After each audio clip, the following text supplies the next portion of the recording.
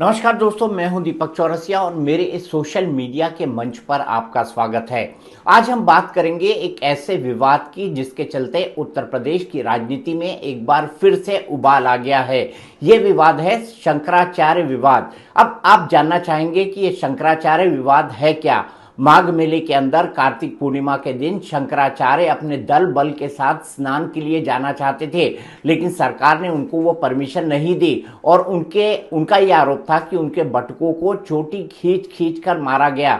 अब आप ये जानना चाहते होंगे कि ये बटुक कौन होते हैं। ये बटुक शंकराचार्य और जितने भी तमाम मठ मंदिर हैं उनके अंदर रहते हैं। ये वेद पाठ करते हैं, अपने अंदर शिखा रखते हैं और बाद में ये आचार्य, महंत और अलग अलग पदों पर जो है इनकी नियुक्ति होती है। इन तमाम बटुकों के साथ अत्याचार हुआ है, ये बात अविमुक्तेश्वरानंद जो कि शंकराचार्य हैं ज्योतिष पीठ के, उन्होंने कही थी और ये कहा था कि जिन लोगों ने भी इन बटुकों के साथ अन्याय किया है, इनको मारा है, इनको पीटा है, इनकी शिखाएं खींची है, उनके खिलाफ कार्रवाई होनी चाहिए। ये बात तो आई गई हो गई। शंकराचार्य भी इस विवाद के बारे में कुछ नहीं बोल रहे हैं हाल ही के दिनों में, लेकिन एक बार फिर से उत्तर प्रदेश के राजनीति के अंदर ये विवाद गर्मा गया है और ये विवाद गरमाने का मुख्य कारण है उत्तर प्रदेश के उप मुख्यमंत्री ब्रजेश पाठक। ब्रजेश पाठक खुद ब्राह्मण समुदाय से आते हैं और उत्तर प्रदेश की राजनीति में बहुजन समाज पार्टी के रास्ते होते हुए वो भारतीय जनता पार्टी में पहुंचे और उसके बाद उप मुख्यमंत्री बने।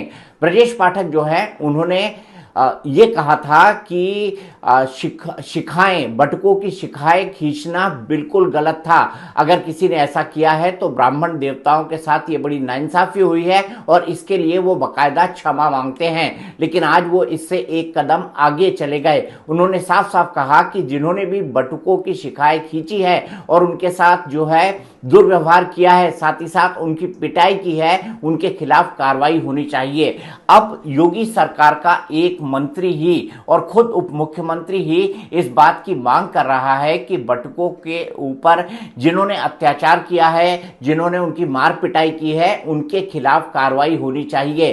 तो क्या ये चाय की प्याली में आया हुआ तूफान है या इसके कुछ मायने और हैं? ब्रजेश पाठक इससे भी एक कदम आगे चले गए। उन्होंने आज 101 बटुकों को अपने घर में बुलाया।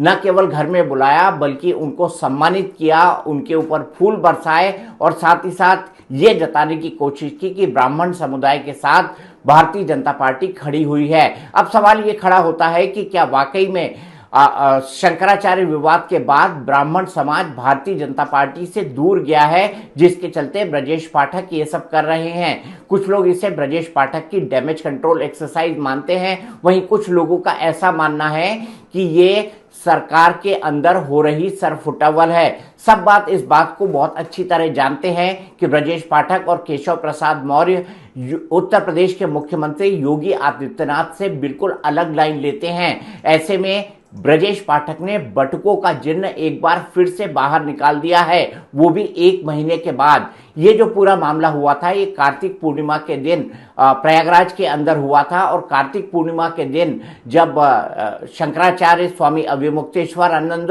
स्नान करने जा रहे थे तो वो अपनी पालकी या जिसे रथ भी कहा जा सकता है उस पे सवार होकर स्नान करना जाना चाहते थे।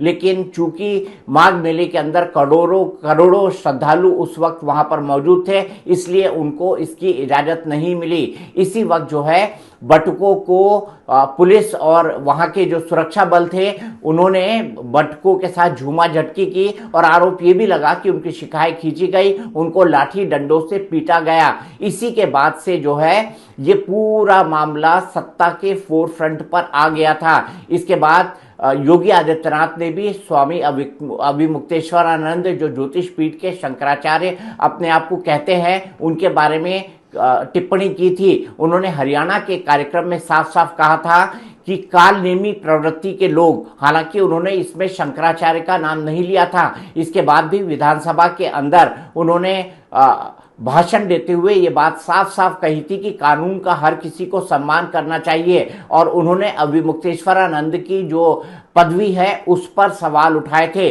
तो ये भी अपने आप में एक बेहद महत्वपूर्ण बात हो जाती है कि योगी एक तरफ जा रहे हैं, केशव प्रसाद मौर्य एक तरफ जा रहे हैं और ब्रजेश पाठक एक तरफ जा रहे हैं। क्या ये सरकार की डैमेज कंट्रोल की एक्सरसाइज हो सकती है?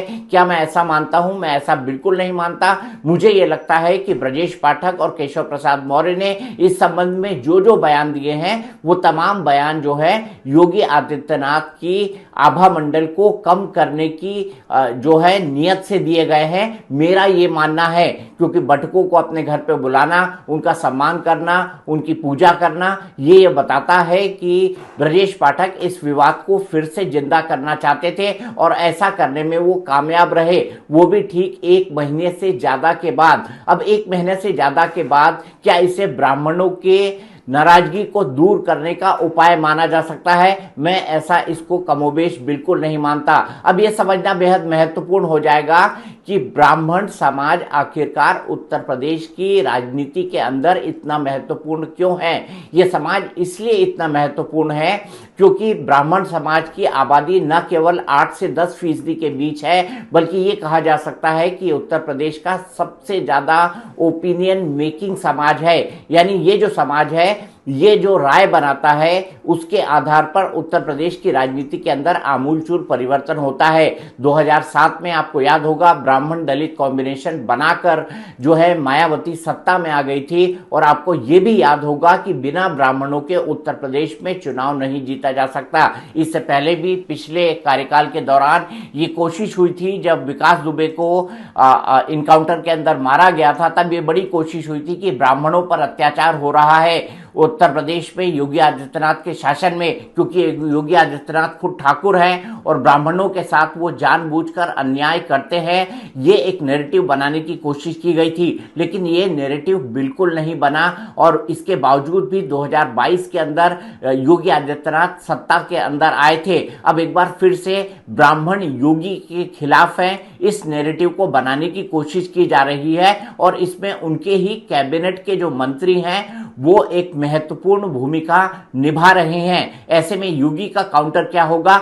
ये देखना महत्वपूर्ण हो जाता है। लेकिन योगी भी इस बात को बहुत अच्छी तरह जानते हैं कि उत्तर प्रदेश की सत्ता में एक बार फिर से आना है तो ब्राह्मणों को साधना होगा। अब मैं आपको ये समझाता हूं कि उत्तर प्रदेश की सत्ता में आखिरकार ब्राह्मण इतने महत्वपूर्ण क्यों हैं।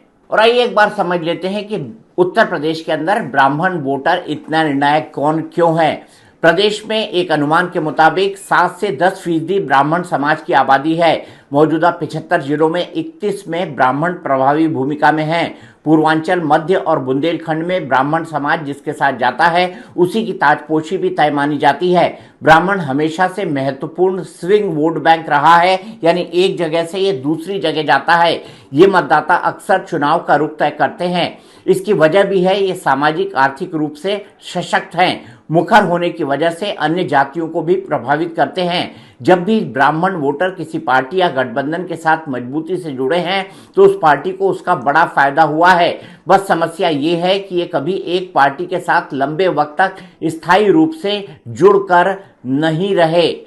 अब आपके दिमाग में आ रहा होगा कि अब आगे क्या। अब ये देखना महत्वपूर्ण होगा कि इस शंकराचार्य विवाद पर योगी आदित्यनाथ अपने तर्कश से क्या निकालते हैं। मैं इस बात को व्यक्तिगत तौर पर बहुत अच्छी तरह जानता हूं कि स्वामी अविमुक्तेश्वरानंद और योगी आदित्यनाथ के बीच हमेशा से 36 का आंकड़ा रहा है। स्वामी अविमुक्तेश्वरानंद समय समय पर ऐसे बयान देते रहे हैं जिससे योगी आदित्यनाथ की सत्ता और साख पर जो है बहुत बड़ा सवाल खड़ा होता रहा है। लेकिन स्वामी अविमुक्तेश्वरानंद के ये बयान अभी तक योगी आदित्यनाथ पर कमोबेश चिपके नहीं हैं। उन्होंने योगी की तुलना अकबर, हुमायूं और बाबर से कर दी थी, इस बात को हम भूल नहीं सकते।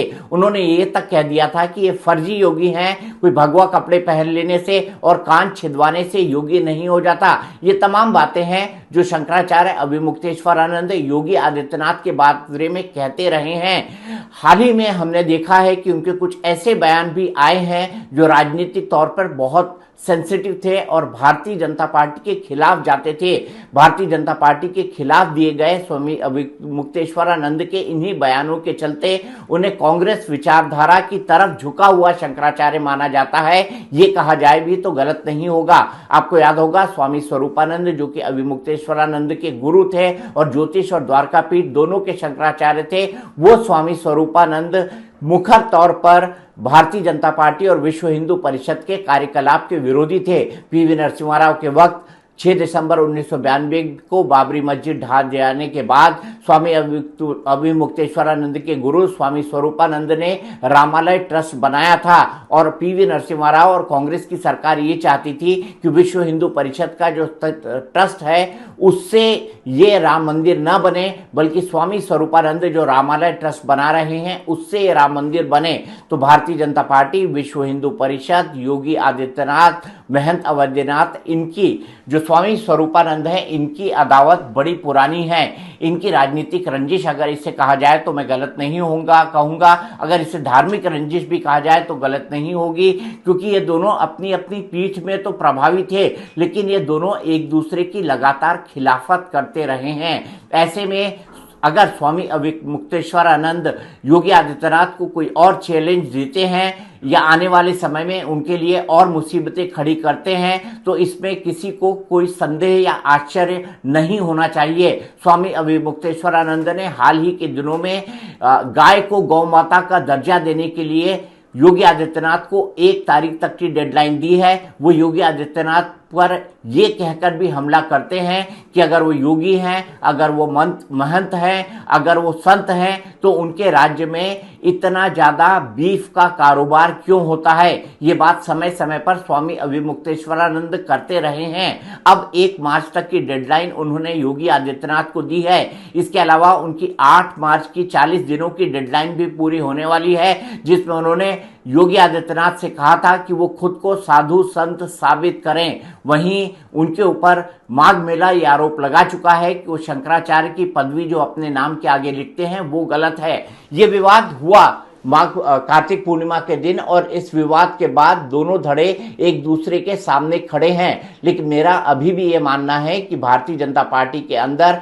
ब्राह्मणों को साधने की ये कोई कोशिश नहीं है। ब्राह्मण समाज स्वामी अभिमुक्तेश्वरानंद से प्रभावित होकर बीजेपी के खिलाफ वोट दे देगा, मुझे इस बात की राजनीतिक चांसेस बहुत कम दिखाई देते हैं। अगर स्वामी अभिमुक्तेश्वरानंद एक संत हैं तो ज्यादातर संतों का बड़ा धड़ा विश्व हिंदू परिषद और योगी आदित्यनाथ के साथ है। अगर ये कहा जाए तो गलत नहीं होगा। ऐसे में ब्राह्मण समाज आने वाले समय में क्या करता है इस पर हम सबकी नजरें लगी होंगी, लेकिन हमारी नजरें इस पर भी लगी होंगी कि केशव प्रसाद मौर्य जो एक बार शंकराचार्य के जो शिविर था उसके अंदर प्रयागराज के अंदर जाने वाले थे, वो योगी आदित्यनाथ पर किस तरीके का हमला करते हैं और ब्रजेश पाठक इस मुद्दे को बढ़ाने के लिए आगे क्या करते हैं। लेकिन कहते हैं ना 100 सुनार की और 1 लोहार की। योगी आदित्यनाथ जब चोट करेंगे तो बहुत बड़ी होगी और ये साबित करेगा कि और ये जो चोट है ये साबित करेगी कि उत्तर प्रदेश की राजनीति के शहंशाह अभी भी योगी आदित्यनाथ ही हैं। तो चलते चलते आपको एक बार फिर याद दिलाना चाहूंगा कि आप मेरे चैनल को लाइक कीजिए, सब्सक्राइब कीजिए, शेयर कीजिए और कमेंट बॉक्स में अपना कमेंट जरूर लिखें कि आप किस मुद्दे पर क्या देखना चाहते हैं।